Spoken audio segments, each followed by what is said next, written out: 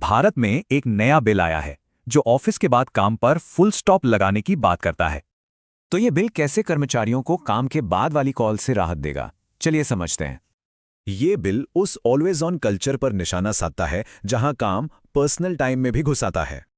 और इसी वजह से वर्क लाइफ बैलेंस और मेंटल हेल्थ पर बुरा असर पड़ रहा है, जो एक बड़ा मुद्दा बन गया है। तो इसका हल क्या है?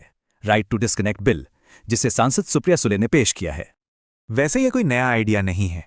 ये बिल पहली बार 2019 में आया था और अब 2025 में इसे फिर से पेश किया गया है। तो आखिर ये बिल कर्मचारियों को क्या अधिकार देता है? सबसे बड़ी बात, ऑफिस के बाद काम के कॉल्स और मैसेज को मना करने का पूरा अधिकार होगा, बिना किसी टेंशन के। और सबसे जरूरी बात, काम के बाद डिस्कनेक्ट करने पर कोई भी एक्शन नहीं लिया जा सकेगा। लेकिन अगर कोई काम करता है तो उसे ओवरटाइम का पैसा मिलेगा। इसे लागू करवाने के लिए एक एम्प्लॉय वेलफेयर अथॉरिटी भी बनाई जाएगी, जो कंपनियों पर नजर रखेगी। और जो कंपनियां इसे नहीं मानेंगी, उन्हें अपनी टोटल एम्प्लॉय सैलरी का 1% जुर्माना भरना होगा। ये सब सुनने में तो बढ़िया लगता है, पर सवाल ये है कि क्या ये कानून बन पाएगा? असल में सबसे बड़ी मुश्किल ये है कि ये एक प्राइवेट मेंबर बिल है।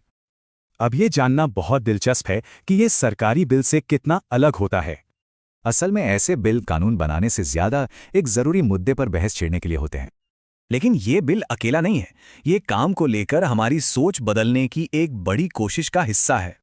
इसी कड़ी में 2 और बिल हैं जो पैटर्निटी लीव और गिग वर्कर्स के अधिकारों की बात करते हैं। तो हो सकता है कि ये बिल कानून ना बने, पर इन्होंने जो बहस शुरू की है वो बहुत जरूरी है। तो आखिरी सवाल ये है, कानून बने या ना बने, क्या वर्क लाइफ बैलेंस को लेकर हमारी सोच पहले ही बदल रही है?